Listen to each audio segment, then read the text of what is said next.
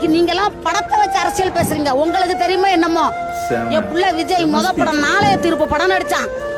நாளைய தீர்ப்பு படம் நடிச்சு அந்த படம் நடிச்ச பணத்தை 3 கிலோ அரிசி போட்டு போட்டு எங்களுக்கு கொடுத்தா நாங்க வாங்கியிருக்கேன். நான் வாங்கியிருக்கேன் 30 வருஷத்துக்கு நான் வாங்கியிருக்கேன். பிள்ளை நாளைய தீர்ப்பு படம் நடிச்சு என் மவ 23 வருஷம் ஆகுது. நாளைய தீர்ப்பு படம் நடிச்சு அப்பயே அரசியல் அரிசி போட்டு கொடுத்தா பிள்ளை நாங்க வாங்கணும். என் தலைவியும் போட்ட பிச்சை இன்னைக்கு நீ வாழ்ற.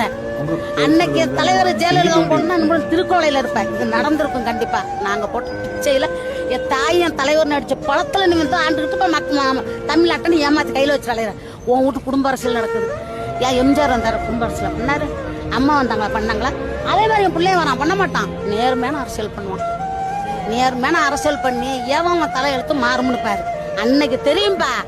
நீங்க பாருங்களேன், அது நடக்கும் கண்டிப்பா. புள்ள உட்கார வச்சுட்டோம்னா என் புள்ள அவங்க பூமியை விட்டு மறைகிற வரைக்கும் புள்ள தான் எம்ஜிஆர். இதுல மாற்றமே